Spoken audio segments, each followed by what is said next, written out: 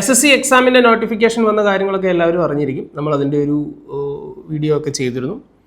July 4-ാം തീയതി വരെ ഈ പരീക്ഷയ്ക്ക് വേണ്ടി നിങ്ങൾക്ക് അപേക്ഷിക്കാം.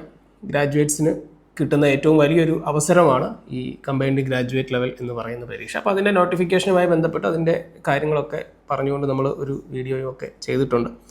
അപ്പോൾ ഇന്നത്തെ ക്ലാസ്സിൽ ഈ പരീക്ഷയ്ക്ക് വേണ്ടി തയ്യാറെടുക്കുന്ന കുട്ടികൾക്ക് വേണ്ടി കുറച്ച് മാത്സ് ചോദ്യങ്ങളാണ് നമ്മൾ ഇന്നത്തെ ക്ലാസ്സിൽ ചെയ്തത്. SSC CGL എന്ന് പറയുമ്പോൾ ഒരുപാട് പേര് പറഞ്ഞ് പേടിപ്പിച്ച് വെച്ചിരിക്കുന്ന ഒരു പരീക്ഷയും കൂടിയാണ് ഈ SSC CGL combined graduate level എന്ന് പറഞ്ഞാൽ. ഭയങ്കര ടഫായിട്ടുള്ള പരീക്ഷയാണ്, എഴുതിയാൽ കിട്ടത്തില്ല, വിജയ ശതമാനമൊക്കെ വളരെ കുറവുള്ള പരീക്ഷയാണ്, മിനി സിവിൽ സർവീസ് എന്നറിയപ്പെടുന്ന പരീക്ഷയാണ് എന്നൊക്കെ പറഞ്ഞ് ഞാൻ തന്നെ ചില ക്ലാസ്സുകളിലൊക്കെ പറഞ്ഞിട്ടുണ്ട്. മിനി സിവിൽ സർവീസ് ശരിയാണ്, ആ പരീക്ഷ അങ്ങനെ അറിയുന്നതാണ്, ആ പരീക്ഷ അങ്ങനെ അറിയപ്പെടുന്ന പരീക്ഷയാണ്. അതെന്താണെന്ന് ചോദിച്ചു കഴിഞ്ഞാൽ കേന്ദ്ര സർക്കാരിൻ്റെ വലിയ പ്രസ്റ്റീജിയസ് ആയിട്ടുള്ള പോസ്റ്റിലേക്കുള്ള ഒരു ഡയറക്റ്റ് എൻട്രിയാണ് ഈ പരീക്ഷ എന്ന് പറയുന്നത്. അതായത് income tax, CBI, excise, AG's officer, accounts officer, അങ്ങനെയൊക്കെയുള്ള വളരെ പ്രസ്റ്റീജിയസ് ആയിട്ടുള്ള ഉദ്യോഗസ്ഥരെ സൃഷ്ടിക്കുന്ന അതിൻ്റെ ഒരു ആദ്യ കടമ്പയാണ് ഈ ഒരു പരീക്ഷ, ഈ ഒരു പോസ്റ്റ് എന്ന് പറയുന്നത്. അതുകൊണ്ട് തന്നെ രാജ്യത്തിൻ്റെ ഭരണ നിർവഹണ കേന്ദ്രങ്ങളിലും അങ്ങനെയുള്ള സ്ഥലങ്ങളിലുമൊക്കെ വളരെ തന്ത്രപ്രധാനമായ ജോലികളിലേക്ക് എത്തുന്നതിനുള്ള ഒരു ആദ്യ കടമ്പ കൂടിയാണ് ഈ പരീക്ഷ. അതുകൊണ്ട് തന്നെ പരീക്ഷയ്ക്ക് വളരെയധികം ഒരു പ്രാധാന്യമുണ്ട്. IAS പരീക്ഷയ്ക്ക് പ്രിപ്പയർ ചെയ്യുന്ന ആളുകളുടെയും എപ്പോഴും ഒരു സെക്കൻഡ് ഓപ്ഷൻ എന്ന് പറയുന്നതും ഈ സിവിൽ സർവീസ് ഈ CGL എന്ന് പറയുന്ന എക്സാമാണ്. അതുകൊണ്ട് തന്നെ പരീക്ഷയ്ക്ക് വളരെയധികം പ്രാധാന്യമുണ്ട്, വളരെയധികം കോമ്പറ്റീഷനുമുണ്ട് എന്ന് കരുതി അതിൻ്റെ അർത്ഥം നിങ്ങൾ വിചാരിച്ചാൽ നിങ്ങൾക്ക് കിട്ടാത്ത പരീക്ഷയാണ് എന്നല്ല. നിങ്ങൾ ആത്മാർത്ഥമായിട്ട് പഠിക്കുകയാണെങ്കിൽ, നിങ്ങൾ നിങ്ങളുടെ 100% അതിനുവേണ്ടി കൊടുക്കാൻ തയ്യാറാണെങ്കിൽ, നിങ്ങൾ നല്ലൊരു എഫേർട്ട് എടുക്കാൻ തയ്യാറാണെങ്കിൽ തീർച്ചയായിട്ടും നിങ്ങൾക്ക് നേടിയെടുക്കാവുന്നതേ ഉള്ളൂ ഈ പരീക്ഷ എന്ന് പറയുന്നത്. മക്കളെ, നമ്മൾ വിചാരിച്ചാൽ നടക്കാത്ത ഒന്നുമില്ല. അപ്പോൾ അതുകൊണ്ട് തന്നെ നിങ്ങളൊന്ന് ആത്മാർത്ഥമായിട്ട് ശ്രമിക്കുകയാണെങ്കിൽ നിങ്ങൾക്ക് നേടിയെടുക്കാവുന്ന ഒരു പരീക്ഷയും കൂടിയാണ്. ഈ SSC CGL എക്സാമുമായി ബന്ധപ്പെട്ട് ഒരു ക്രാഷ് കോഴ്സ് നമ്മൾ കണ്ടക്ട് ചെയ്യുന്നുണ്ട്. അതിൻ്റെ ഡീറ്റെയിൽസ് ഒക്കെ ഓൾറെഡി ഞാൻ നമ്മുടെ വീഡിയോയിൽ പറഞ്ഞിട്ടുണ്ട്. അപ്പോൾ ഇതാണ് നമ്മുടെ കോഴ്സിൻ്റെ details. SSC CGL crash tier 1 tier 2 exam based ആയിട്ടുള്ള ഒരു ക്ലാസ്സാണ്. അതിൽ നിങ്ങൾക്ക് ലൈവ് ക്ലാസ്സസ് ഉണ്ടാവും, റെക്കോർഡഡ് ക്ലാസ്സസ് ഉണ്ടാവും. നമ്മുടെ ഒരു 15 ബുക്കുകൾ, നമ്മൾ ഈ SSC എക്സാമിന് വേണ്ടി പ്രിപ്പയർ ചെയ്തിരിക്കുന്ന ഒരു 15 ബുക്ക് സീരീസ് ഉണ്ട്. ആ 15 ബുക്കുകൾ നിങ്ങൾക്ക് ഇതിൽ ഫ്രീ ആയിട്ട് കിട്ടും. അൺലിമിറ്റഡ് മോക്ക് ടെസ്റ്റുകൾ ഉണ്ടായിരിക്കും. പിന്നെ നല്ല ക്ലാസ്സുകൾ നിങ്ങൾക്ക് കിട്ടും. ടയർ 1 ടയർ 2 ബേസ്ഡ് ആയിട്ടുള്ള ക്ലാസ്സുകളായിരിക്കും. നമ്മൾ ക്ലാസ്സുകൾ അറേഞ്ച് ചെയ്തിരിക്കുന്ന ഒരു പ്രത്യേക രീതിയിലാണ്. ബേസ് ക്ലാസ്സസ് എല്ലാം നിങ്ങൾക്ക് റെക്കോർഡഡ് ക്ലാസ്സസ് ആയിട്ടായിരിക്കും കിട്ടുക. ലൈവിൽ വന്നിരുന്നിട്ട് ആകെ ഓഗസ്റ്റ് മാസത്തിൽ നടക്കാൻ പോകുന്ന പരീക്ഷയ്ക്ക് വേണ്ടി ഇപ്പോഴേ ലൈവ് ക്ലാസ് ഞാൻ സ്റ്റാർട്ട് ചെയ്തിട്ട് ബേസ് ക്ലാസ്സസ് എല്ലാം വന്ന് ലൈവിലൂടെ ഇങ്ങനെ പറയുകയാണെങ്കിൽ അതൊരിക്കലും ഒരു 100% ബെനഫിഷ്യൽ ആയിട്ടുള്ള ഒരു കാര്യമായിരിക്കത്തില്ല കുട്ടികൾക്ക്. അപ്പോൾ അതുകൊണ്ട് തന്നെ ബേസ് ടോപ്പിക്സ് എല്ലാം റെക്കോർഡഡ് ക്ലാസ്സസ് ആയിട്ടും പ്രീവിയസ് ക്വസ്റ്റ്യൻസ് പരീക്ഷയ്ക്ക് വേണ്ടി നമ്മൾ തയ്യാറെടുക്കുന്ന രീതിയിലുള്ള കാര്യങ്ങളായിരിക്കും ലൈവ് ക്ലാസ്സിലേക്ക് വരിക. എങ്കിലേ അതുകൊണ്ട് ഞാൻ ഉദ്ദേശിച്ചൊരു പ്രയോജനം കിട്ടത്തുള്ളൂ. അപ്പോൾ അതുകൊണ്ട് അങ്ങനെയാണ് ഞാൻ ആ ഒരു കോഴ്സ് ഡിസൈൻ ചെയ്തിരിക്കുന്നത്. ഇനി ആ കോഴ്സിൽ എങ്ങനെയാണ് ജോയിൻ ചെയ്യുന്നത്, ഈ ഒരു ലിങ്ക് ഞാൻ ഡിസ്ക്രിപ്ഷനിൽ കൊടുത്തേക്കാം. അപ്പോൾ നിങ്ങൾക്ക് നമ്മുടെ വെബ്സൈറ്റിൻ്റെ ലിങ്കാണ് ഇതിൽ കാണാം. പിന്നെ ഈ പരീക്ഷയെ പറ്റിയുള്ള കാര്യങ്ങളെല്ലാം എക്സ്പ്ലെയിൻ ചെയ്യുന്നൊരു വീഡിയോയും ആ ലിങ്കിനോടൊപ്പം കൊടുക്കുക. അപ്പോൾ അത് കണ്ടു കഴിയുമ്പോൾ പരീക്ഷയെ പറ്റിയുള്ള കാര്യങ്ങളും ഒക്കെ നിങ്ങൾക്ക് മനസ്സിലാകും. അപ്പോൾ എന്തായാലും നമുക്ക് ഇന്നത്തെ ക്ലാസ്സിൽ നമ്മൾ ഉദ്ദേശിക്കുന്നത് ഈ പരീക്ഷയ്ക്ക് വേണ്ടിയുള്ള മാത്സ് ചോദ്യങ്ങളാണ്. മാത്സ് എന്ന് പറയുമ്പോൾ ഭയങ്കര ഡിഫിക്കൽട്ടി എന്നല്ല, ഭയങ്കര ടഫാണ് എന്നല്ല നിങ്ങൾ വിചാരിക്കുന്നത്. സ്റ്റാൻഡേർഡ് ആയിട്ടുള്ള ചോദ്യങ്ങളായിരിക്കും എന്ന് വിചാരിക്കുക. അപ്പോൾ ഒരല്പം ചിന്തിക്കേണ്ട ചോദ്യങ്ങളൊക്കെ അതിനകത്തിലുണ്ടായിരിക്കാം. എന്ന് വെച്ച് അങ്ങ് ഭയങ്കര ടഫായിട്ടുള്ള ക്വസ്റ്റ്യൻസ് ഒന്നുമല്ല, അതും നിങ്ങൾ മനസ്സിലാക്കുക. പിന്നെ ഒരു പ്ലാനോട് കൂടി പരീക്ഷയ്ക്ക് പോയി കഴിഞ്ഞാൽ, അതൊക്കെ ഞാൻ മുന്നോട്ട് പോകുന്ന ക്ലാസ്സുകളിൽ ഞാൻ പറഞ്ഞുതരാം. നിങ്ങൾ എപ്പോഴും പരീക്ഷയ്ക്ക് പോകുമ്പോൾ നിങ്ങൾക്കൊരു പ്ലാൻ ഉണ്ടായിരിക്കണം. എപ്പോഴും ഒരു കാര്യം ഓർക്കുക, എല്ലാം അറിയാവുന്ന എക്സ്പേർട്സിന് അല്ല ജോലി കിട്ടുക എന്നുള്ള കാര്യം ആദ്യമേ നിങ്ങൾ മനസ്സിലാക്കുക. എന്തായാലും ഒരു 3 മിനിറ്റിൽ കൂടുതൽ സമയം ഞാൻ ഇങ്ങനെയുള്ള കാര്യങ്ങളൊക്കെ പറഞ്ഞ് നിങ്ങളെ ആരെങ്കിലുമൊക്കെ ഇത് ക്ലാസ് ചോദ്യങ്ങൾ എക്സ്പ്ലെയിൻ ചെയ്തത് കാണാൻ വേണ്ടി കാത്തിരിക്കുന്നവരുണ്ടെങ്കിൽ തീർച്ചയായിട്ടും നിങ്ങൾ വിഷമിക്കേണ്ട. ഞാനിതിൻ്റെ വീഡിയോയ്ക്ക് ഒരു ടൈം സ്റ്റാമ്പ് വെച്ചിരിക്കുക. അപ്പോൾ ക്വസ്റ്റ്യൻസ് എക്സ്പ്ലെയിൻ ചെയ്യുന്ന സമയം മുതൽ തന്നെ നേരിട്ട് തന്നെ നിങ്ങൾക്ക് കാണാൻ പറ്റും. നിങ്ങൾക്ക് ഈ ആദ്യത്തെ കാര്യങ്ങളൊന്നും കേൾക്കേണ്ടി വരത്തില്ല. അപ്പോൾ താല്പര്യമുള്ളവർ നമ്മുടെ ഡിസ്ക്രിപ്ഷനിലുള്ള ലിങ്ക് ഉപയോഗിച്ച് കോഴ്സിലേക്ക് പർച്ചേസ് ചെയ്ത് നിങ്ങൾക്ക് ജോയിൻ ചെയ്യാവുന്നതാണ്. അപ്പോൾ നമുക്ക് നമ്മുടെ ആദ്യത്തെ ചോദ്യത്തിലേക്ക് പോകാം. ആദ്യത്തെ ചോദ്യം, അതിനു മുൻപ് ഒരു കാര്യം കൂടെ പറഞ്ഞുകൊള്ളട്ടെ. ഈ ചോദ്യങ്ങളെല്ലാം പല ചാപ്റ്റേഴ്സിൽ നിന്നുള്ള ചോദ്യങ്ങൾ, ഇപ്പോൾ പെർസെൻറ്റേജ് ഉണ്ടാകും, റേഷ്യോ ഉണ്ടാകും, ട്രിഗണോമെട്രി ഉണ്ടാകും, മെൻസുറേഷൻ ഉണ്ടാകും, അങ്ങനെ പല ടോപ്പിക്സിൽ നിന്നുള്ള ചോദ്യങ്ങളായിരിക്കും. ഇതൊക്കെ നമ്മൾ എക്സ്പ്ലെയിൻ ചെയ്തിട്ടുണ്ട്, വളരെ ബേസ് ക്ലാസ്സസ് ഇതിൻ്റെയൊക്കെ നമ്മൾ എടുത്തത് നമ്മുടെ ചാനലിൽ തന്നെ കിടപ്പുണ്ട്. അപ്പം ആ ക്ലാസ്സസ് നിങ്ങൾ കണ്ടു നോക്കുക. അപ്പോൾ ഏതെങ്കിലുമൊക്കെ ഒരു ചോദ്യം ചിലപ്പോൾ ഞാനിവിടെ എക്സ്പ്ലെയിൻ ചെയ്യുമ്പോൾ എനിക്ക് ഒരുപാട് ഡീപ്പായിട്ട് ചിലപ്പോൾ ഞാൻ അതിൻ്റെ ബേസ് പറഞ്ഞില്ലെങ്കിൽ കൂടിയും അങ്ങനെയുള്ള ക്ലാസ്സസ് നമ്മുടെ ചാനലിലുണ്ട്. അത് കണ്ടു കഴിഞ്ഞാൽ നിങ്ങൾക്ക് കുറച്ചുകൂടി ഒരു ബാക്കപ്പ് കിട്ടും. ഓക്കെ, അപ്പോൾ നമുക്ക് ആദ്യത്തെ ചോദ്യത്തിലേക്ക് പോകാം. ആദ്യത്തെ ചോദ്യം നിങ്ങൾ സ്ക്രീനിൽ കാണുന്നതാണ്. A seller bought some apples at ₹160 per dozen and sold them at ₹16 per piece. If he sold 8 dozen apples in total, then find the total profit earned by him. അപ്പോൾ a seller bought some apples at ₹160. അപ്പോൾ 160 രൂപയ്ക്കാണ് ഇയാൾ apple വാങ്ങിച്ചിരിക്കുന്നത്. Per dozen ആണ്, ഒരു dozen ആണ്. അപ്പോൾ ഞാൻ ചോദിക്കട്ടെ മക്കളെ, ഒരു ആപ്പിളിൻ്റെ വില എത്ര ആയിരിക്കും? ഒരു ആപ്പിളിൻ്റെ വില എത്ര ആയിരിക്കും? ഒരു ആപ്പിളിൻ്റെ വില 160 ഡിവൈഡഡ് ബൈ 12. ഒന്നുകൂടെ ചെറുതാക്കി നമുക്ക് എങ്ങനെ പറയാം? 160 ഡിവൈഡ് 12 എന്ന് പറയുമ്പോൾ 160നെയും 12നെയും നമുക്ക് 4 കൊണ്ട് ഹരിക്കത്തോ. അപ്പോൾ നമുക്ക് എങ്ങനെ എഴുതാം? 40 ഡിവൈഡഡ് ബൈ 3 എന്ന് എഴുതാം. ശരിയാണോ? അതെ. ഇനി എന്താ, ഇയാൾക്ക് sold dum at sold dum 1 at 16 per piece. ഒരെണ്ണം 16 രൂപയ്ക്ക് വിറ്റു. അപ്പോൾ ഒരെണ്ണത്തിൻ്റെ കോസ്റ്റ് പ്രൈസ് ആണ് നമുക്ക് ഈ കിട്ടിയത്, കോസ്റ്റ് പ്രൈസ്. ഇനി ഒരെണ്ണത്തിൻ്റെ സെല്ലിംഗ് പ്രൈസ് എത്ര? 16 രൂപ. അപ്പോൾ ഇയാൾക്ക് കിട്ടുന്ന പ്രോഫിറ്റ് എത്ര ആയിരിക്കും? Profit is equal to selling price minus cost price അല്ലേ? സെല്ലിംഗ് പ്രൈസ് എത്ര? 16 മൈനസ് കോസ്റ്റ് പ്രൈസ് എത്ര? 40/3. അപ്പോൾ 16നെ നമുക്ക് ഫ്രാക്ഷൻ ആക്കാം. 16 എന്ന് പറയുമ്പോൾ 16/1 ആണല്ലോ. രണ്ടും ഫ്രാക്ഷൻ ആക്കുമ്പോൾ കുറയ്ക്കാൻ എളുപ്പമുണ്ട് അല്ലേ? 16/1 അല്ലേ? അപ്പോൾ എന്ത് ചെയ്യണം? ഇതിൻ്റെ ഡിനോമിനേറ്റർ 3. അപ്പോൾ ഇത് 3 ആക്കാൻ ഇവിടെ 3 കൊണ്ട് ഗുണിച്ചാൽ മുകളിലും 3 കൊണ്ട് ഗുണിക്കുക. അപ്പോൾ 16 × 3 48, 1 × 3 3 മൈനസ് 40/3. 48/3 നിന്ന് 40/3 കുറയ്ക്കുക. രണ്ടിടത്തും കോമൺ ഡിനോമിനേറ്റർ ആണ്, അതെടുത്ത് അങ്ങോട്ട് എഴുതുന്നു. 48 നിന്ന് 40 കുറച്ചാൽ എത്ര കിട്ടും? നമുക്ക് 8/3 എന്ന് കിട്ടും. അപ്പോൾ ഒരെണ്ണത്തിൽ നിന്ന് കിട്ടുന്ന എത്ര? 8/3. ഒരെണ്ണത്തിൽ നിന്ന് കിട്ടുന്ന പ്രോഫിറ്റ് എത്ര? 8/3. അങ്ങനെ എത്ര എണ്ണം വിൽക്കണം? Then find the total profit earned by the man. If he sold 8 dozen apple, അതുണ്ടായിരുന്നു അല്ലേ? 8 ഡസൺ ആപ്പിൾ വിറ്റു. ഒരു ഡസണിൽ നിന്ന് കിട്ടുന്ന പ്രോഫിറ്റ് എത്ര? 8/3 അല്ലേ? 8/3 ആണ് ഒരെണ്ണത്തിൽ നിന്ന് കിട്ടുന്ന പ്രോഫിറ്റ്. അപ്പോൾ അങ്ങനെ ഒരു ഡസൺ വിൽക്കുമ്പോഴോ ഇൻറ്റു 12. ഒരു ഡസൺ എന്ന് പറയുമ്പോൾ 12 എണ്ണം അല്ലേ? അതെ. 8/3 ഇൻറ്റു 12. ഒരു ഡസൺ വിൽക്കുമ്പോൾ അങ്ങനെ എത്ര ഡസൺ വിൽക്കണം? 8 ഡസൺ വിൽക്കണം അല്ലേ? 3 കട്ട് ചെയ്യുന്നു 4, 8 × 4 32 × 8 എത്ര കിട്ടും? നമുക്ക് 8 × 2 16, 8 × 3 24, 25, 256 എന്ന് കിട്ടും. ഓപ്ഷൻ സി 256 എന്ന് നമുക്ക് ആൻസർ കിട്ടും. ശരിയാണോ? തീർച്ചയായും. അടുത്ത ചോദ്യം നോക്കാം. ഫൈൻഡ് ദ റിമൈൻഡർ വെൻ ഒരു polynomial അതിരിക്കുന്ന x⁵5 - 5x⁴ + 3x³ + 2x² + 9 is divided by x-2. അപ്പോൾ x-2 കൊണ്ട് ഹരിക്കുമ്പോൾ കിട്ടുന്ന ഈ ഒരു പോളിനോമിയലിനെ x-2 കൊണ്ട് ഹരിക്കുമ്പോൾ കിട്ടുന്ന റിമൈൻഡർ എന്താണെന്നാണ് ചോദ്യം. മക്കളെ, ഇങ്ങനെ ഒരു ചോദ്യം വന്നാൽ വളരെ എളുപ്പമാണ്. ഈ x-2 ഇല്ലേ, x-2 കൊണ്ടാണ് ഹരിക്കേണ്ടത്. x-2 ഫാക്ടർ ആണെങ്കിൽ നിങ്ങൾ x എന്ന് പറയുന്നത് x-2 0 ആണെന്ന് എടുക്കുക. അപ്പോൾ x എന്ന് പറയുന്നത് എന്തായിരിക്കും? 2 ആയിരിക്കും. അതായത് ഇവിടെ വരുന്ന ഈ എക്സിനോട് ചേർന്ന് വരുന്ന സാധനത്തിൻ്റെ സൈൻ അങ്ങ് മാറ്റി മതി. x-2 ആണെങ്കിൽ x2 ആയിട്ട് നിങ്ങൾ ഇട്ടാൽ മതി. കാരണം മൈനസ് മാറി പ്ലസ് ആവും. ഈക്വൽ സൈൻ ഇപ്പുറത്തേക്ക് വരുന്നു എന്ന് ഓർത്താൽ മതി. അപ്പോൾ എക്സിൻ്റെ വാല്യൂ 2 ഇട്ട് കൊടുത്താൽ മതി അല്ലേ? എക്സിൻ്റെ വാല്യൂ എന്ത് ചെയ്യുക? 2 ഇട്ട് കൊടുക്കുക. അപ്പോൾ നമുക്ക് എങ്ങനെ എഴുതാം? x⁵5 എന്ന് പറയുമ്പോൾ 2⁵5 അല്ലേ? Minus 5 × 2⁴ plus 3 × 2⁵3 plus 2 × 2² plus 9. 2⁵5 എന്ന് പറയുമ്പോൾ നമുക്ക് 32 മൈനസ് 5 × 2⁴ എന്ന് പറയുമ്പോൾ 16 പ്ലസ് 3 × 2⁵3 എന്ന് പറയുമ്പോൾ 8 പ്ലസ് 2 × 4 പ്ലസ് 9 അല്ലേ? So 32 minus 16 × 5 80 plus 8 × 3 24 plus 4 × 2 8 plus 9 അല്ലേ?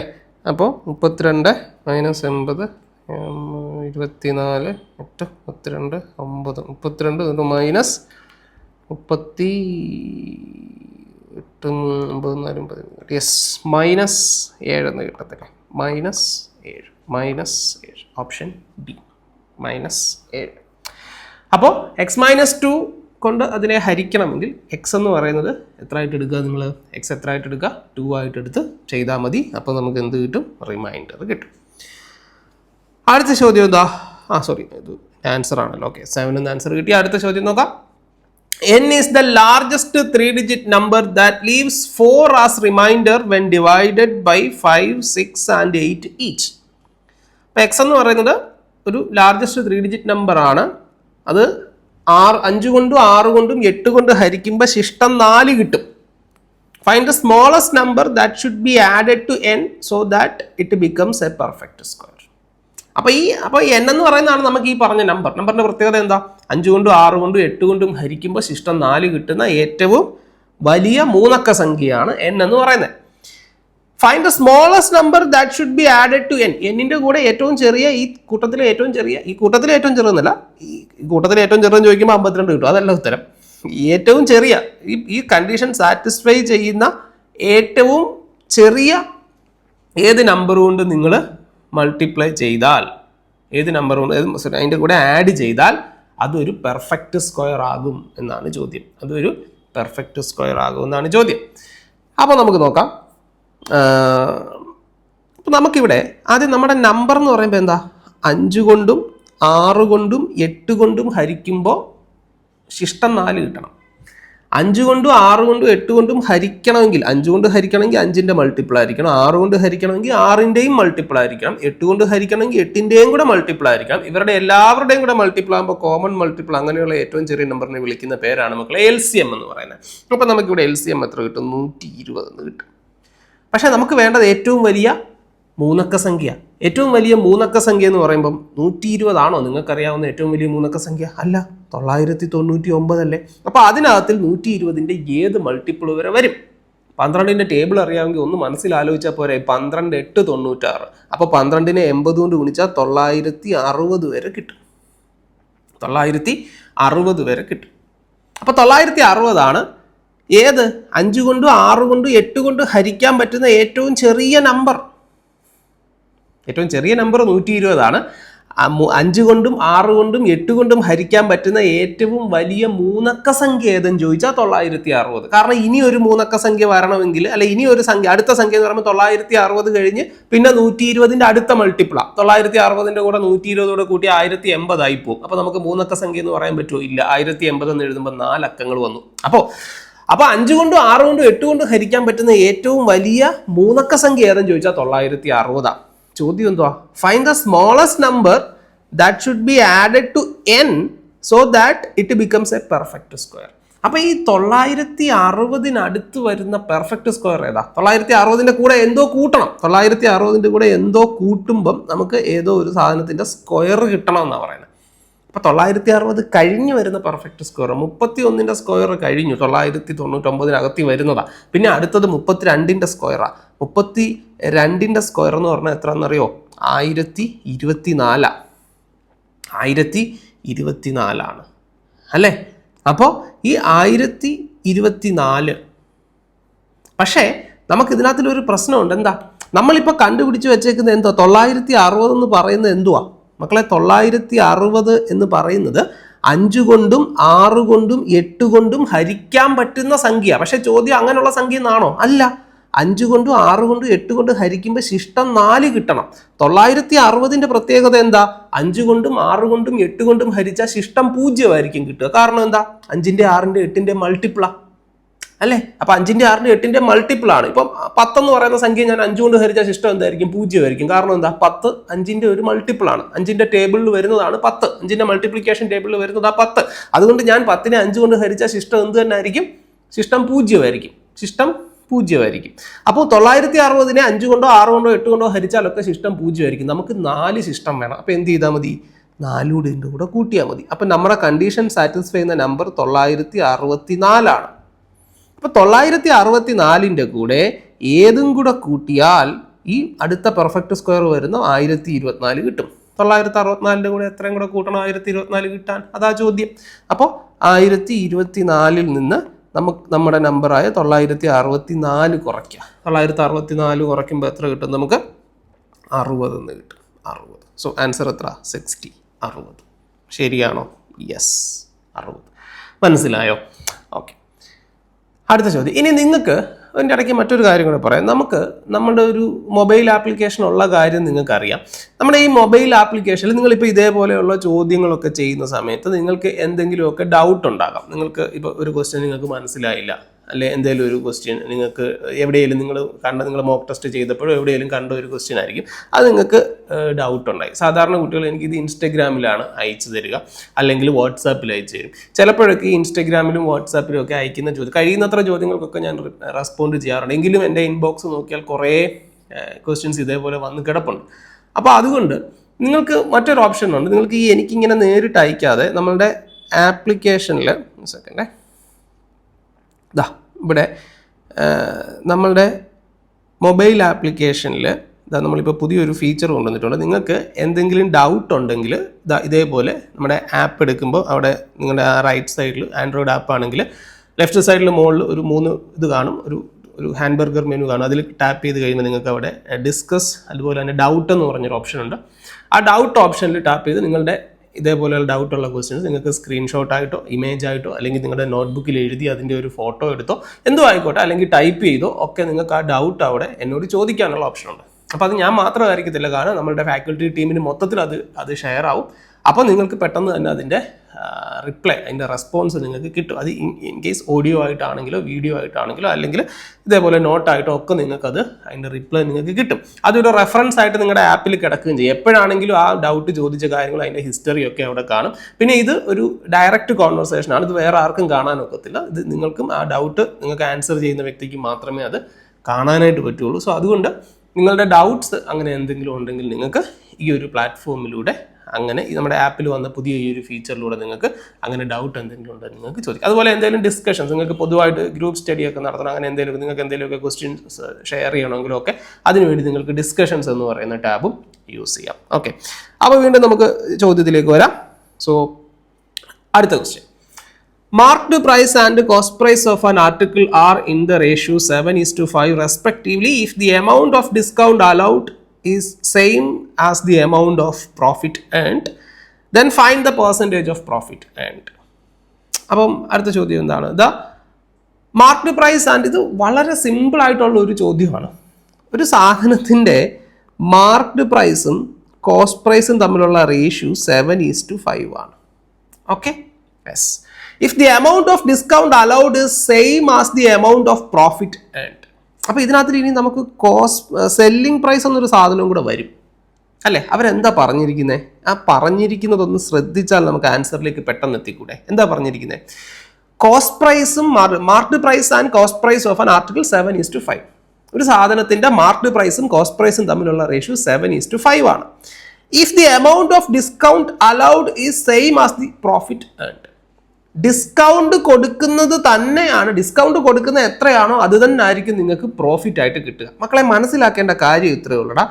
ഡിസ്കൗണ്ട് കൊടുക്കുക എന്ന് പറയുമ്പം ഇടപാട് മാർക്ക്ഡ് പ്രൈസും സെല്ലിംഗ് പ്രൈസും തമ്മിലാണ്.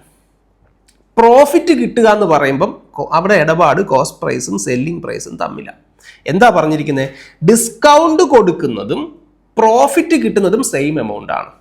അതായത് 7 രൂപ മാർക്ക്ഡ് പ്രൈസ് സാധനത്തിന്റെ പുറത്ത് എഴുതി വെച്ചേക്കുന്ന വിലയാണെങ്കിൽ അതിൽ നിന്ന് കുറച്ച് നിങ്ങൾ കസ്റ്റമറിന് കൊടുക്കുന്നതും നിങ്ങൾക്ക് കിട്ടുന്ന പ്രോഫിറ്റും. അപ്പോൾ 7-ൽ നിന്ന് എത്ര കുറയുന്നോ അത്രയും തന്നെ 5-ൽ നിന്ന് കൂടണം. കാരണം പ്രോഫിറ്റ് കിട്ടുക കോസ്റ്റ് പ്രൈസിനേക്കാൾ കൂടുതൽ കിട്ടുമ്പോഴല്ലേ പ്രോഫിറ്റ്. അപ്പോൾ കോസ്റ്റ് പ്രൈസിൽ നിന്ന് കൂടുന്നത് തന്നെ മാർക്ക്ഡ് പ്രൈസിൽ നിന്ന് കുറയണം. അപ്പോൾ എത്ര ആയിരിക്കും? 7-ൽ നിന്ന് ഒരു സംഖ്യ, 7-ൽ നിന്ന് എന്തോ കുറയ്ക്കുമ്പോൾ കിട്ടുന്നതും 5-ൽ നിന്ന് എന്തോ കൂട്ടുമ്പോൾ കിട്ടുന്നതും സെയിം ആയിരിക്കണം എന്നല്ലേ? അപ്പോൾ ഏതായിരിക്കും അത്? 6 ആയിരിക്കത്തില്ലേ? 7-ൽ നിന്ന് 1 കുറച്ചാൽ 6, 5-ൽ നിന്ന് 1 കൂട്ടിയാൽ 6 അല്ലേ? അപ്പോൾ ക്വസ്റ്റ്യൻ സാറ്റിസ്ഫൈഡ് ആയി. നിങ്ങൾക്ക് ഇത് എക്സും വൈയും ഒക്കെ എടുത്ത് വേണമെങ്കിൽ നിങ്ങൾക്ക് ഇത് കോംപ്ലിക്കേറ്റഡ് ആക്കാം. നിങ്ങൾക്ക് പ്രോഫിറ്റ് ആൻഡ് ലോസിന്റെ ബേസിക്സ് ക്ലിയർ ആണെങ്കിൽ, cost price, marked price, discount, selling price, ഈ സാധനങ്ങളൊക്കെ നിങ്ങൾക്ക് ക്ലിയർ ആണെങ്കിൽ നിങ്ങൾക്ക് ഇത് പുട്ടുപോലെ ചെയ്യാം. ഓക്കെ, ചോദ്യം എന്താ? Then find the percentage of profit. Profit percentage എത്ര? പ്രോഫിറ്റ് എത്ര? 5 രൂപയുടെ സാധനം 6 രൂപയ്ക്ക് വിറ്റാൽ പ്രോഫിറ്റ് 1 രൂപ. Divided by cost price. Cost price എത്ര? 5 × 100. സോ എത്ര കിട്ടും? 20%. കണ്ടോ, എത്ര എളുപ്പം നിങ്ങൾക്ക് ചെയ്യാം, വളരെ പെട്ടെന്ന് നിങ്ങൾക്ക് ചെയ്യാം. മനസ്സിലായോ? അപ്പോൾ ഇതാ ഞാൻ പറഞ്ഞത്. ഇതേപോലെ എന്തെങ്കിലും ഡൗട്ടോ കാര്യങ്ങളോ ഒക്കെ വരികയാണെങ്കിൽ നമ്മുടെ ആപ്പിലെ പുതിയ ഫീച്ചർ ഉപയോഗിച്ച് നിങ്ങൾക്ക് ഇങ്ങനെയുള്ള ചോദ്യങ്ങളൊക്കെ എന്നോട് ചോദിക്കാം. ഓക്കെ, സോ അടുത്ത ചോദ്യം. സോ ആൻസർ കറക്റ്റ് ആയിരുന്നു. യെസ്, 20%. അടുത്ത ചോദ്യം നോക്കാം. അടുത്ത ചോദ്യം എന്താ? On working alone, A and B can do a work in 30 days and 42 days respectively. If they work on alternate days starting with A, then find the total time taken in days by them to complete the same work. അപ്പോൾ we have A and B അല്ലേ? ആദ്യം അവരുടെ time പറഞ്ഞിട്ടുണ്ട്. എയുടെയും ബിയുടെയും സമയം എത്രയൊക്കെയാണ്? 30:42 അല്ലേ? So നമ്മൾ time and വർക്കിൽ ആദ്യം ടോട്ടൽ വർക്ക് കണ്ടുപിടിക്കും. ടോട്ടൽ വർക്ക് എന്ന് പറയുമ്പോൾ 30-ന്റെയും 42-ന്റെയും LCM ആയിരിക്കും. ഇതൊക്കെ എങ്ങനെയാണെന്നൊന്നും നിങ്ങൾക്ക് മനസ്സിലാവുന്നില്ലെങ്കിൽ ടൈം ആൻഡ് വർക്കിൻ്റെ ഒക്കെ വിശദമായ ക്ലാസ്സുകൾ നമ്മൾ എടുത്തിട്ടുണ്ട്. ഇപ്പം ഞാനിതെല്ലാം കൂടി പറയാൻ പോയി കഴിഞ്ഞാൽ വീഡിയോ ഇങ്ങനെ നീണ്ടു പോകും മക്കളെ, കേട്ടോ. അതുകൊണ്ട് ഞാൻ തൽക്കാലം ഈ ചോദ്യത്തിന് വേണ്ട കാര്യം മാത്രം പറയുകയാണ്. ടോട്ടൽ വർക്ക് എന്ന് പറഞ്ഞാൽ തന്നിരിക്കുന്ന സമയത്തിൻ്റെ LCM എടുക്കുക. സോ LCM of 30 and 42 എത്ര കിട്ടും? 30-ന്റെയും 42-ന്റെയും LCM എന്ന് പറയുന്നത് എത്ര കിട്ടും? 30-യുടെയും 42-ന്റെയും LCM എന്ന് പറയുന്നത് 210 എന്ന് നമുക്ക് കിട്ടും. അപ്പോൾ ഇവരുടെ എഫിഷ്യൻസീസ് എന്ന് പറയുന്നത് എത്ര ആയിരിക്കും? 30. 210 ഡിവൈഡ്, കാരണം എന്താ? എഫിഷ്യൻസി എന്ന് പറഞ്ഞാൽ എന്താ? വർക്ക് ഡിവൈഡഡ് ബൈ ടൈം ആണ്. 210/30 എന്ന് പറയുമ്പോൾ എത്ര കിട്ടും? 7. ഇവിടെ എത്ര കിട്ടും? 5 അല്ലേ? ഇനി ഇവിടെ നമ്മൾ മനസ്സിലാക്കേണ്ട ഒരു കാര്യമുണ്ട്. ഇവിടെ ഓൾട്ടർനേറ്റ് ഡേയ്സ് ആയിട്ടാണ് വർക്ക് ചെയ്യുന്നത് എന്ന് പറഞ്ഞാൽ ഫസ്റ്റ് ഡേ 1 A ആയിരിക്കും വർക്ക് ചെയ്യാൻ വരുന്നത്. സ്റ്റാർട്ടിങ് വിത്ത് A എന്ന് പറഞ്ഞിട്ടുണ്ട്. ഡേ 2 B ആയിരിക്കും വർക്ക് ചെയ്യുന്നത്. അപ്പോൾ അതിൻ്റെ അർത്ഥം ഡേ 1 ഒരു ദിവസം A വന്നാൽ ഇതിൻ്റെ അർത്ഥം ഒരു ദിവസം A 7 യൂണിറ്റ് വെച്ച് 30 ദിവസം കൊണ്ട് ഈ വർക്ക് ചെയ്യുമെന്നാണ്. ഇപ്പോൾ ഉദാഹരണത്തിന് ഉണ്ണിയപ്പം ഉണ്ടാക്കേണ്ടതെന്ന് വിചാരിച്ചു. 210 ഉണ്ണിയപ്പം ഉണ്ടാക്കണമെങ്കിൽ A ഒരു ദിവസം 7 എണ്ണം വെച്ച് 30 ദിവസം കൊണ്ട് ഉണ്ടാക്കും. 210 ഉണ്ണിയപ്പമാണ് ഉണ്ടാക്കേണ്ടതെങ്കിൽ B ഒരു ദിവസം 5 എണ്ണം വെച്ച് 42 ദിവസം കൊണ്ട് ഉണ്ടാക്കും. അങ്ങനെയാണ് ഇവിടെ പറഞ്ഞിരിക്കുന്നത്. അപ്പോൾ ഇവിടെ A ഒരു ദിവസം കൊണ്ട് ചെയ്യുന്ന ഔട്ട്പുട്ട് എത്ര ആയിരിക്കും? 7. B ഒരു ദിവസം കൊണ്ട് ചെയ്യുന്ന എത്ര ആയിരിക്കും? 5. അങ്ങനെ ഇവന്മാർ 2 ദിവസം കൊണ്ട് ചെയ്യുന്നത്, ആദ്യത്തെ ദിവസം A 7 എണ്ണം ഉണ്ടാക്കി, അടുത്ത ദിവസം B 5 എണ്ണം ഉണ്ടാക്കി, രണ്ടും എത്ര ആയിരിക്കും ഇവിടെ? 12. അപ്പോൾ നമുക്ക് പറയരുതോ 2 days കൊണ്ട് കംപ്ലീറ്റ് ചെയ്യുന്ന വർക്ക് 12 ആണ്. നമുക്ക് എത്ര ദിവസം വേണം? 2 ദിവസം കൊണ്ട് 12. അപ്പോൾ എത്ര നമുക്ക് വേണ്ടത്? 210 വർക്ക് എപ്പോൾ തീരും എന്നല്ലേ കണ്ടുപിടിക്കണ്ടേ? 210 വർക്ക് എപ്പോൾ തീരും എന്നാണ് നമുക്ക് അറിയേണ്ടത്. അപ്പോൾ 2 ദിവസം കൊണ്ട് 12, 4 ദിവസം കൊണ്ട് 24, 6 ദിവസം കൊണ്ട് അതിൻ്റെ അങ്ങനെ 12 വീതം കൂട്ടി നമുക്ക് എഴുതാം. പക്ഷേ 210-ൻ്റെ അടുത്ത് വരുന്ന മൾട്ടിപ്പിൾ എത്രയാണ്? എത്ര ദിവസം കൊണ്ട് 210-ന് അടുത്ത് വരും? അപ്പോൾ നമ്മൾ വേണമെങ്കിൽ 210-നെ നമുക്ക് 12 കൊണ്ട് ഹരിച്ച് നോക്കാം. അപ്പോൾ ഒരു 210-ന് അടുത്തുള്ള മൾട്ടിപ്പിൾ എന്ന് പറയുമ്പോൾ നമുക്ക് 17 വരത്തില്ലേ? 17 ആവുമ്പം 204. കാരണം 12-നെ 17 കൊണ്ട് ഗുണിച്ചാൽ 204 അല്ലേ? അപ്പോൾ ഇവിടെയും എന്ത് ചെയ്യണം? 17 കൊണ്ട് ഗുണിക്കണം. അപ്പോൾ എത്രയായി? 34 ദിവസമായി. 34 ദിവസമായി അല്ലേ? 34 ദിവസം കൊണ്ട് എത്ര വർക്ക്? 204 വർക്ക് ചെയ്തു. ആകെ 210. അതിൽ 34 ദിവസം കൊണ്ട്, 2 ദിവസം കൊണ്ട് 12, 4 ദിവസം കൊണ്ട്, അങ്ങനെ 12-നെ 17 കൊണ്ട് ഗുണിച്ചാൽ 204 കിട്ടി. അപ്പോൾ ഇപ്പുറത്ത് 2-നെ നമ്മൾ 17 കൊണ്ട് ഗുണിച്ചു. അപ്പോൾ 34 ദിവസം കൊണ്ട് 204 യൂണിറ്റ് വർക്ക് കംപ്ലീറ്റ് ആയി. ഇനി ബാലൻസ് വർക്ക് എത്ര? ആകെ 210 മൈനസ് 204. ഇനിയും ചെയ്യാനുള്ള എത്ര? 6 യൂണിറ്റ് വർക്ക് ചെയ്യണം. 6 യൂണിറ്റ് വർക്ക് ചെയ്യണം. അപ്പോൾ ഈ 6 യൂണിറ്റ് വർക്ക് ചെയ്യുമ്പോൾ നിങ്ങൾ ഇവിടെ ഒരു കാര്യം ശ്രദ്ധിച്ചോ. ഒന്നാമത്തെ ദിവസം A ആയിരിക്കും അല്ലേ? ഒന്നാമത്തെ ദിവസം A, രണ്ടാമത്തെ ദിവസം A, മൂന്നാമത്തെ ദിവസം വീണ്ടും A, നാലാമത്തെ ദിവസം വീണ്ടും B എന്ന് പറഞ്ഞാൽ ഒറ്റ സംഖ്യകൾ വരുമ്പോഴെല്ലാം A ആയിരിക്കും, ഇരട്ട സംഖ്യകൾ വരുമ്പോഴെല്ലാം B ആയിരിക്കും. ഒറ്റ സംഖ്യ വരുമ്പോഴെല്ലാം A ആയിരിക്കും, ഇരട്ട സംഖ്യ വരുമ്പോഴെല്ലാം B ആയിരിക്കും. ഇപ്പം നമ്മൾ എത്ര ദിവസമായി? 34 ദിവസമായി. 34 ദിവസം കൊണ്ട് 204 വർക്ക് ചെയ്തു. അപ്പോൾ സ്വാഭാവികമായിട്ടും അടുത്തത് 35-ാമത്തെ ദിവസം. 35-ാമത്തെ ദിവസം ചെയ്യാനുള്ള വർക്ക് എത്ര ഉള്ളത്? 6. എഫിഷ്യൻസി എത്ര ഉള്ളത്? 35-ാമത്തെ ദിവസം 1, 3, 5, 7 എന്ന് പറയുമ്പോൾ ആരായിരിക്കും? B ആയിരിക്കും വരിക. ആണോ? അല്ല, A ആയിരിക്കും വരിക. കാരണം 1-ാം തീയതി A ആണ്, 3-ാം തീയതി A ആണ്, 5-ാം തീയതി A ആണ് അല്ലേ? അപ്പോൾ A ആ വരുന്നത്. A യുടെ എഫിഷ്യൻസി എത്ര? 7 അല്ലേ? അപ്പോൾ 34 ദിവസം കൊണ്ട് 204 യൂണിറ്റ് വർക്ക് ചെയ്തു. ഇനി ബാക്കിയുള്ള ഒരു 6 ആണ്. ആ 6 യൂണിറ്റ് ചെയ്യാനായിട്ട് 7 എഫിഷ്യൻസി ഉണ്ട്. അപ്പോൾ ടൈം എത്ര ആയിരിക്കും? Time is equal to work divided by efficiency, 6/7. അപ്പോൾ ടോട്ടൽ ടൈം എത്ര? 34 ദിവസവും പിന്നെ 6/7. സോ ആൻസർ 34 ആൻഡ് 6/7 ഡേയ്സ് എന്ന് കിട്ടും. 34 ആൻഡ് 6/7. ഈ 6നെ 7 കൊണ്ട് ഹരിക്കുമ്പോഴാണ് നിങ്ങൾക്ക് 0.857 എന്ന് കിട്ടുന്നത്. സോ 34.857 ദിവസം. എൻ്റെ തലയിൽ വരുമോ? തലയിൽ മുട്ടുമോ? ഇല്ല. അല്ല, ഈ ഞാനിവിടെ എഴുതുന്നത് എൻ്റെ തല ഇവിടെ കണ്ടല്ലേ ഇരിക്കുന്നത്. എൻ്റെ ഊഹം ശരിയാണ്. ഇതാ ഇതിനകത്തിലാണ് എൻ്റെ തല ഇരിക്കുന്നത് അല്ലേ? എൻ്റെ തലയ്ക്ക് വന്നില്ല എന്ന് തോന്നുന്നു. ഓക്കെ, അപ്പോൾ ആൻസർ എത്ര കിട്ടി? 34.857 ഡേയ്സ്. ഓപ്ഷൻ എ ശരിയാണോ? യെസ്. അടുത്ത ചോദ്യം നോക്കാം. In a right triangle ABC, right angled at B. Okay, നമുക്കൊരു റൈറ്റ് ട്രയാങ്കിൾ വരയ്ക്കാം. AI ഒക്കെ വെച്ച് ഞാൻ വരയ്ക്കുകയാണ്. ഞാൻ AI വെച്ച് ത്രികോണം വരച്ചാലും അത് റൈറ്റ് ട്രയാങ്കിൾ ആവത്തില്ല. കണ്ട അതാണ് AI ഒന്നും എന്നെ റെഡിയാക്കാനുള്ള AI വളർന്നിട്ടില്ല എന്ന് തോന്നുന്നു. ഇത് ഓക്കെ ആയി. അപ്പോൾ നമുക്ക് വേണമെങ്കിൽ ഓനെ ഇച്ചിരി വലുതാക്കാം. അടിപൊളി. ഒരു AI വന്നിട്ടും നമ്മുടെ അടുത്ത് കാര്യമില്ല, നമ്മൾ തെറ്റിക്കും. അപ്പോൾ right triangle, in a right triangle ABC, right angled at B എന്ന് പറയുമ്പോൾ B ആണ് 90 ഡിഗ്രി എന്നാണ് അതിൻ്റെ അർത്ഥം. അപ്പോൾ ഇത് ABC. AB 9 centimetre. ഓ ആയിക്കോട്ടെ, AB 9 സെൻറ്റിമീറ്റർ.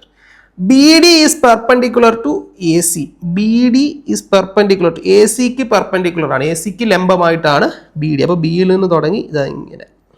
അപ്പോൾ ഇതിനെ നമുക്ക് എന്ത് വിളിക്കാം? D എന്ന് വിളിക്കാം, BD. ഇനി എന്താ? Such that AC is equal to 2BD. ഈ AC എന്ന് പറയുന്നത് BDയുടെ ഇരട്ടിയാണ്. എന്ന് പറഞ്ഞാൽ ഇത് 1 ആണെങ്കിൽ ഇത് മൊത്തം എത്ര ആയിരിക്കും? 2 ആയിരിക്കും എന്നർത്ഥം. അതായത് ഈ കറുത്ത വരയുടെ ഇരട്ടിയാണ് റോസ് വര. ഓക്കെ, അത്രയേ ഉള്ളൂ. വേറൊരു കാര്യം പറഞ്ഞിട്ടുണ്ട്, BAC is equal to BCA. BAC എന്ന് പറയുമ്പോൾ ഇതാ, പിന്നെ BCA എന്ന് പറയുമ്പോൾ ഇതാ. ഇത് തമ്മിൽ തുല്യമാണ് എന്ന് പറയുമ്പോൾ മൊത്തം 180 ഡിഗ്രി അല്ലയോ കുഞ്ഞെ? അതെ. എടാ ഇവിടെ 90 വന്നു. അപ്പോൾ ഇത് രണ്ടും കൂടെ 90 ആയിരിക്കും. അപ്പോൾ ഇത് 45ഉം ഇത് 45ഉം ആയിരിക്കും. 2 ആംഗിൾ തുല്യമാണ്. അപ്പോൾ 2 സൈഡും തുല്യമായിരിക്കും. Isosceles triangle. അപ്പോൾ ഇത് AB 9 സെൻറ്റിമീറ്റർ ആണെങ്കിൽ BCയും 9 സെൻറ്റിമീറ്റർ ആയിരിക്കും. 2 ആംഗിൾ തുല്യമാണ്, 2 സൈഡും തുല്യമായിരിക്കും. അങ്ങനെയുള്ള ട്രയാങ്കിളിനാണ് നമ്മൾ ഐസോസിലസ് ട്രയാങ്കിൾ. 3 ആംഗിളും 3 സൈഡും തുല്യമാണെങ്കിൽ ഈക്വിലാറ്ററൽ ട്രയാങ്കിൾ. അപ്പോൾ ഐസോസിലസ് ട്രയാങ്കിൾ ആണ്. AB തന്നെയായിരിക്കും BC അല്ലേ? അപ്പോൾ നമുക്ക് AC എത്ര ആയിരിക്കും ഇവിടെ മക്കളെ?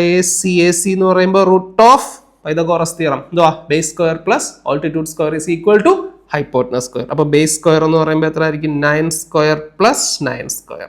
So root of 81 plus 81 is equal to root of 162 ആണ് AC. So AC is equal to root of 162 ആണേ. അതെ, എന്തോ കണ്ടുപിടിക്കും. Then find the numerical value of AC square plus BD square. Okay, AC square plus BD square. AC square എന്ന് പറയുമ്പോൾ root of 162ൻ്റെ square plus BD ACയുടെ പകുതിയായിരിക്കും. അതല്ലേ പറഞ്ഞിരിക്കുന്നത്? ഇത് 2 ആണെങ്കിൽ ഇത് 1 ആണെന്നാണ്. AC 2 ആണെങ്കിൽ BD 1 ആണെന്നാണ്. ACയുടെ പകുതിയായിരിക്കും. AC എത്ര? റൂട്ട് ഓഫ് 162 ഡിവൈഡഡ് ബൈ 2 അതിൻ്റെ സ്ക്വയർ അല്ലേ? അപ്പോൾ റൂട്ട് ഓഫ് 162ൻ്റെ സ്ക്വയർ എത്ര തന്നെ മക്കളെ? 162 തന്നെ. പ്ലസ് ഇനി താഴെ മുകളിലും square A/B the whole square എന്ന് പറയുമ്പോൾ A square by B square എന്നാണ്. അപ്പോൾ റൂട്ട് 162ൻ്റെ സ്ക്വയർ 162 തന്നെ. 2ൻ്റെ സ്ക്വയർ 4 അല്ലേ? 2ൻ്റെ സ്ക്വയർ എത്ര കിട്ടും? 4. അപ്പോൾ 162 പ്ലസ് 162/4 എന്ന് പറയുമ്പോൾ 40.5. 162ഉം 40ഉം 202.5 എന്ന് കിട്ടും. 202.5 ഓപ്ഷനിലുണ്ടോ? Yes, option D. ശരിയാണോ? തീർച്ചയായും യെസ്, 202.5. നല്ലൊരു ചോദ്യമാണ്. ഒരുപാടൊന്നും ആലോചിക്കാനില്ല. ബേസിക് നോളജ് ഉണ്ടെങ്കിൽ പൈതഗോറസ് തിയറവും ത്രികോണവും ഒക്കെ അറിയാമെങ്കിൽ നിങ്ങൾക്ക് ഈസി ആയിട്ട് ചെയ്യാവുന്ന ഒരു ചോദ്യമാണ്. അടുത്ത ചോദ്യം, yes, 2 tan A plus 1 into 2 tan A minus 1 is equal to 11. ഇത് കാണുമ്പോൾ തന്നെ നമുക്കറിയാവുന്നൊരു കാര്യമുണ്ട്, A plus B A minus B.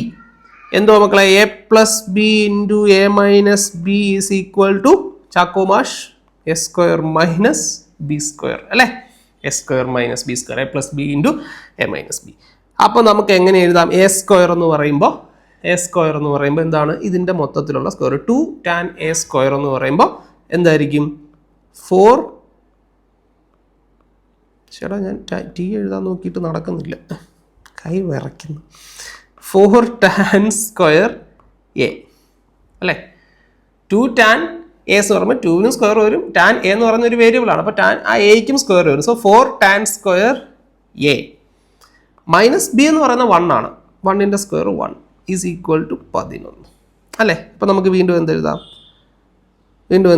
4 tan square A is equal to -1 അപ്പുറത്ത് പോകുമ്പോൾ 12 അല്ലേ? വീണ്ടും ഈ 4-യും ടിയും കൂടെ കിടന്ന് എനിക്ക് എല്ലാം കൂടെ കൺഫ്യൂഷൻ ആവുന്നു ചുമ്മാ. ടാൻ സ്ക്വയർ എ എന്ന് പറയുമ്പോൾ എന്തായിരിക്കും? 12. ഇവിടെ ഈ 4 ഗുണിച്ചിരിക്കും അല്ലേ? അപ്പുറത്ത് പോകുമ്പോൾ ഹരിക്കും. 12നെ 4 കൊണ്ട് ഹരിച്ചാൽ 3 അല്ലേ? 3. അപ്പം ടാൻ എ എന്ന് പറയുന്നത് എന്തായിരിക്കും? ടാൻ എയുടെ സ്ക്വയർ ആണ് 3. അപ്പം ടാൻ എ എന്ന് പറയുമ്പോൾ എന്തായിരിക്കും? √3. ഇനി ടാനിൻ്റെ ഏത് വാല്യൂ മക്കളെ √3 വരിക? ടാനിൻ്റെ ഏത് വാല്യൂ ആ √3 വരിക? ട്രിഗണോമെട്രിയുടെ ഒരു ടേബിൾ ഞാനിവിടെ കാണിക്കാം. നിങ്ങൾ അത് പഠിച്ചു വെച്ച് കഴിഞ്ഞാൽ ഇതിൽ നിന്ന് വരുന്ന കുറേ ചോദ്യങ്ങൾ നിങ്ങൾക്ക് രക്ഷപ്പെട്ടു പോവാം അല്ലേ? വേറെ ഈ ഹയർ ലെവൽ സംഭവം ഒന്നും വേണ്ട. ഈ ട്രിഗണോമെട്രി, ഈ ടേബിൾ, പിന്നെ ഇതുപോലുള്ള ഈ സമുദായം ഇതേപോലെയൊക്കെ ഏതെങ്കിലുമൊക്കെ നമുക്ക് അറിയാവുന്ന ഇക്വേഷൻ അതിലൊക്കെ മരുന്ന് ഒളിപ്പിച്ച് വെച്ചേക്കും. അപ്പോൾ നിങ്ങൾ ഈ ടേബിൾ കാണാതെ പഠിച്ചു വെച്ച് കഴിഞ്ഞാൽ ഓരോ വാല്യൂ ഉണ്ട്, 0 മുതൽ 90 വരെയുള്ള വാല്യൂ ഉണ്ട്. ഇത് കാണാതെ നിങ്ങൾ sine cos tan cos sec cot ഇത് പഠിച്ചു വെച്ച്, അത് പഠിക്കുന്നതിനൊക്കെ ചില എളുപ്പ വഴികളും രീതികളൊക്കെ നമ്മൾ ട്രിഗണോമെട്രിയുടെ ക്ലാസ്സിനകത്ത് അതൊക്കെ പറഞ്ഞിട്ടുണ്ട്. അത് നിങ്ങൾ നോക്കിയാൽ മതി. അപ്പോൾ അല്ലെങ്കിൽ ഈ വാല്യൂ കുത്തിയിരുന്ന് നിങ്ങൾ കാണാൻ പഠിച്ചുകൊണ്ട് പോയി കഴിഞ്ഞാൽ മക്കളെ കുറേയൊക്കെ നിങ്ങൾക്ക് ചെയ്തിട്ട് പോകാൻ പറ്റും. അപ്പോൾ ഇവിടെ ടാനിൻ്റെ ഏത് വാല്യൂ ആണ് ടാൻ്റെ ഏത് വാല്യൂ ആണ് √3 വരുന്നത്? ടാൻ്റെ ടേബിളിലേക്ക് നോക്കി നിങ്ങൾ എന്താ വരിക? ടാൻ 60 വരിക അല്ലേ? അപ്പോൾ എ ഈസ് ഈക്വൽ ടു അല്ലേ? അപ്പോൾ tan A is equal to √3 എന്ന് പറയുമ്പോൾ എന്താണ്? ടാൻ വേണമെങ്കിൽ നമുക്ക് ഇനിയിപ്പോൾ നിങ്ങൾ ഈ സ്കൂളിൽ പറഞ്ഞ പോലെയൊക്കെ എഴുതണമെങ്കിൽ നിങ്ങൾക്ക് എഴുതാം ടാൻ 60 ഈസ് ഈക്വൽ ടു √3. അപ്പോൾ എ ഈസ് ഈക്വൽ ടു 60. ടാനിൻ്റെ വാല്യൂ എത്രയാണ്? കണ്ടുപിടിക്കേണ്ടത് എന്താ? ഇതിവിടെ 90 ഡിഗ്രിയാണ് കേട്ടോ. അതായത് 0യ്ക്കും 90ക്കും ഇടയ്ക്കുള്ള വാല്യൂ എന്നാണ് ഉദ്ദേശിച്ചത്. അപ്പോൾ എന്താ കണ്ടുപിടിക്കണ്ടേ? വാല്യൂ ഓഫ് കോസ് എയുടെ വാല്യൂ 60 അല്ലേ? അപ്പോൾ കോസ് എ എന്ന് പറഞ്ഞു കഴിഞ്ഞാൽ എന്തായിരിക്കും? കോസ് 60 എന്നായിരിക്കും. കോസ് 60 എന്ന് പറഞ്ഞാൽ എന്താണ്? സൈൻ 30 തന്നെയാണ്. സൈൻ 30 എത്രയാണ്? 1/2. So the answer is 1/2. Option A 1/2. അടുത്ത ചോദ്യം നോക്കാം നമുക്ക്. The price of a commodity reduced by 25% due to the reduction in the price per kg. A consumer who spends ₹432 on buying that commodity ends up getting 6 kg more in the same price. Find the new price of the commodity. നമ്മൾ ഒരുപാട് പ്രാവശ്യം ഇതേപോലെയുള്ള ചോദ്യങ്ങൾ നമ്മൾ പെർസെൻറ്റേജിലും profit and ലോസിലും ഒക്കെ നമ്മൾ യൂട്യൂബിലൂടെ തന്നെ നമ്മൾ ഡിസ്കസ് ചെയ്തിട്ടുള്ള ചോദ്യങ്ങളാണ്. ഇതേ ടൈപ്പ് ക്വസ്റ്റ്യൻ. ഇത്രേ ഉള്ളൂ. ഒരു സാധനത്തിൻ്റെ വില കുറഞ്ഞാൽ നമ്മൾ എന്തുകൊണ്ടാണ് കൂടുതൽ മേടിക്കുന്നത്? ഇപ്പം നിങ്ങൾക്ക് ഒരുപാട് ഇഷ്ടമുള്ളൊരു സാധനം, അതിന് നേരത്തെ 100 രൂപയായിരുന്നു, ഇപ്പോൾ അതിന് 80 രൂപയുള്ളൂ. അപ്പം നിങ്ങൾ 100 രൂപയും കൊണ്ട് കടയിലേക്ക് പോവുകയാണ്. നിങ്ങളുടെ വിചാരം 100 രൂപയ്ക്ക് നേരത്തെ കിട്ടുന്ന അത്രയും സാധനം കിട്ടുമെന്നാണ്. ഈ സാധനമാണെങ്കിൽ നിങ്ങൾക്ക് ഭയങ്കര ഇഷ്ടമുള്ളതുമാണ്, അലുവയാണെന്ന് വിചാരിച്ചു. അപ്പോൾ നിങ്ങൾ അലുവ മേടിക്കാൻ പോവുക 100 രൂപയും കൊണ്ട്. കടക്കാരൻ പറഞ്ഞു മോനെ 80 രൂപയുള്ളൂ. അപ്പോൾ നിങ്ങളുടെ ഉള്ളിൽ വീണ്ടും സന്തോഷമായി. അലുവയുടെ കാര്യം പറഞ്ഞപ്പോൾ വെള്ളം വരുന്നത്. അപ്പോൾ 100 രൂപ കൊടുത്തു. കടക്കാരൻ പറഞ്ഞു മോനെ 80 രൂപയേ ആവത്തുള്ളൂ, എന്നാ പിടിച്ചോ ബാക്കി 20 രൂപ. അപ്പോൾ നിങ്ങൾ എന്ത് ചെയ്യും? ആ 20 രൂപയ്ക്കും കൂടെ സാധനം മേടിക്കും. അത്രേ ഉള്ളൂ. അപ്പോൾ നിങ്ങളുടെ കയ്യിൽ ആകെ 100 രൂപയുള്ളൂ. 100 രൂപ ആകുമെന്നും പറഞ്ഞ് നിങ്ങൾ പോയി.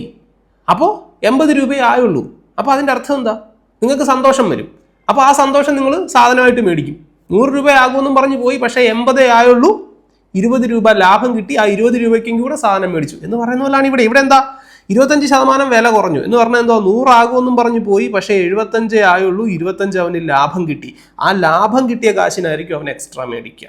അതായത് 432 രൂപയ്ക്ക് കൊണ്ടാണ് പോയത്, നേരത്തെ 432 ആവുമായിരുന്നു, ഇപ്പം 25% കുറച്ചേ ആവത്തുള്ളൂ എന്ന് പറയുമ്പോൾ അവിടെ 75% അവന് ചിലവാകത്തുള്ളൂ എന്ന് പറയുമ്പോൾ 25% ചിലവാകാതെ അവൻ്റെ കയ്യിൽ തന്നെ ഇരിക്കും.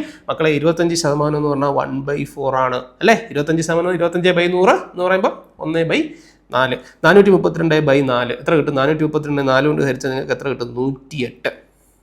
108. ഈ 108 രൂപയ്ക്കാണ് അവൻ എത്ര കിലോ എക്സ്ട്രാ മേടിച്ചത്? 6 കിലോ എക്സ്ട്രാ മേടിച്ചത്. അപ്പോൾ 6 കിലോയുടെ വിലയായിരിക്കും 108. 1 കിലോയുടെ വില എത്ര? 1 കിലോയുടെ വില എത്ര? 108 ഡിവൈഡഡ് ബൈ 6 എത്ര കിട്ടും നമുക്ക്? 108നെ 6 കൊണ്ട് ഹരിക്കുക, എത്ര കിട്ടും നമുക്ക്? 18 എന്ന് കിട്ടും. 18 എന്ന് കിട്ടും. Option B 18. അപ്പോൾ വളരെ പെട്ടെന്ന് നമുക്ക് ചെയ്യാം. ഇത്രയേ ഉള്ളൂ. ഇത്രയും മാത്രം നിങ്ങൾ ഓർത്താൽ മതി. എത്ര ശതമാനമാണോ വില കുറയുന്നത് അത്രയും ശതമാനം ആ മേടിക്കാൻ പോയ ആളിന്, സാധനം മേടിക്കാൻ പോയ ആളിന് ലാഭം കിട്ടും. ആ ലാഭം കിട്ടിയ കാശ് കൊണ്ടായിരിക്കും അയാൾ എക്സ്ട്രാ വാങ്ങിക്കുക. അപ്പോൾ 432 രൂപയും കൊണ്ട് പോയപ്പോൾ പ്രൈസ് 25% കുറഞ്ഞെങ്കിൽ 432/4 അല്ലേ? എത്ര കിട്ടും? 108. ആ 108നായിരിക്കും 6 കിലോ മേടിച്ചിട്ടുണ്ടാവുക. 6 കിലോയ്ക്ക് 108, 1 കിലോയ്ക്ക് എത്രയാണ്? 18. വളരെ പെട്ടെന്ന് നമുക്ക് ചോദ്യം ചെയ്യാം. സോ ആൻസർ എത്രയാണ്? 18. ശരിയാണോ? യെസ്. അപ്പോൾ ഇന്നത്തെ ക്ലാസ്സിൽ നമ്മൾ ഈ ഒരു 8 ചോദ്യങ്ങളെ എടുത്തിട്ടുള്ളൂ. 8 ചോദ്യങ്ങൾ ചെയ്തപ്പോൾ തന്നെ ഏകദേശം 34 മിനിറ്റോളം ആയിട്ടുണ്ട്. അപ്പോൾ ഈ ചോദ്യങ്ങളൊക്കെ കഴിവതും ഇതേപോലെയുള്ള ചോദ്യങ്ങളൊക്കെ നിങ്ങൾ ചെയ്ത് നോക്കുക. നമ്മുടെ ആപ്ലിക്കേഷനിൽ ധാരാളം ക്വസ്റ്റ്യൻസ്, ഇപ്പം ഈ എക്സാംസ് ഒക്കെ വരുന്നൊരു സമയമായതുകൊണ്ട്, സീസൺ ആയതുകൊണ്ട് തന്നെ, ഇപ്പോൾ ഒരു ഡിസംബർ വരെ നമുക്ക് എക്സാംസിൻ്റെ സീസൺ അതുകൊണ്ട് തന്നെ ധാരാളം ചോദ്യങ്ങൾ നമ്മൾ ആപ്പിൽ അപ്ലോഡ് ചെയ്യുന്നുണ്ട്. ധാരാളം മോക്ക് ടെസ്റ്റുകൾ നിങ്ങൾക്ക് വേണ്ടി ആപ്പിൽ അപ്ലോഡ് ചെയ്യുന്നുണ്ട്. അപ്പോൾ ആപ്പ് നിങ്ങൾക്ക് തീർച്ചയായിട്ടും നിങ്ങൾ ഡൗൺലോഡ് ചെയ്യുക. നേരത്തെ പറഞ്ഞ പോലെ എന്ത് ഡൗട്ട് ഉണ്ടെങ്കിലും ആപ്പിലൂടെ തന്നെ നിങ്ങൾക്ക് ചോദിക്കാം. ഉടനെ തന്നെ നിങ്ങൾക്ക് ഞാൻ തന്നെ നേരിട്ട്, കഴിയുന്നത്ര ചോദ്യങ്ങൾ ഞാൻ തന്നെ നേരിട്ട് നിങ്ങൾക്ക് അതിനു വേണ്ടിയുള്ള റിപ്ലൈ തരാനായിട്ട് നോക്കാം. അപ്പോൾ ഡൗട്ട്സും കാര്യങ്ങളൊക്കെ ഉണ്ടെങ്കിൽ ചോദിക്കുക. കഴിയുന്നത്ര ചോദ്യങ്ങൾ എല്ലാവരും ചെയ്ത് പഠിക്കുക. ഓക്കെ, പ്രാക്ടീസിലൂടെ മാത്രമേ നമുക്ക് നമ്മൾ ആഗ്രഹിച്ച നമ്മളുടെ ആ ഒരു ജോലി നേടിയെടുക്കാൻ സാധിക്കുകയുള്ളൂ. സോ കഴിയുന്നത്ര ചോദ്യങ്ങൾ നിങ്ങൾ ചെയ്ത് പഠിക്കുക. പിന്നെ SSC CGL ക്രാഷ് കോഴ്സ് നമ്മൾ ഇപ്പം നടന്നുകൊണ്ടിരിക്കുന്നത്.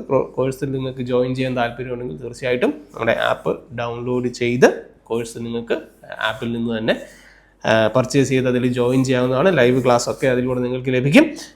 അപ്പോൾ ഇന്ന് ഇത്രയേ ഉള്ളൂ. ബാക്കി നമുക്ക് അടുത്ത ദിവസം. Thank you so much.